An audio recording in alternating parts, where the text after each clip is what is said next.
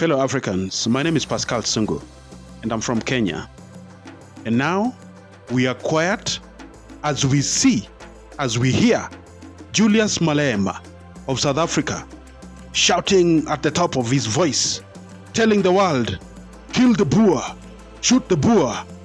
Shoot to kill, Hamasa, kill the Boer, the farmer, kill the Boer, the farmer.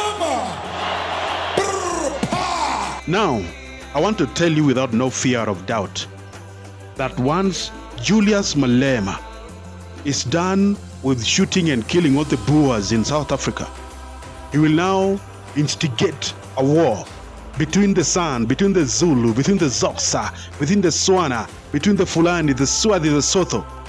This is what African leaders have been doing. Once they kick out the white person from Africa, now they instigate ethnic or tribal wars between its own people. Gaddafi shot protesters in Benghazi. When we had African Union, no African leader stood on a high moral ground and told Gaddafi enough is enough. When Yoweri Museveni was killing the people who were supporting the opposition, putting the opposition leader under house arrest, beating people, shooting people in the streets, no African leader was bold enough to stand on a high moral ground and tell Museveni to stop. When Paul Kagame, the president of Rwanda, arrested all opposition leaders, put them behind bars without trial, killed people, maimed people, some disappeared, have never been seen up to date, no African leader has ever stood on a high moral ground and told Kagame to stop. Right now, the president of Kenya has given the police a direct order to shoot and kill protesters in the streets who are only protesting about high cost of living.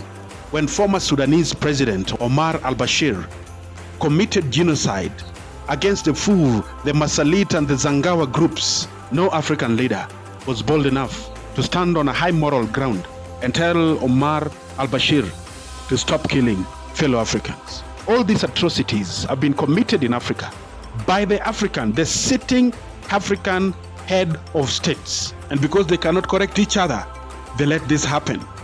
Once they do all these things, they blame the white person.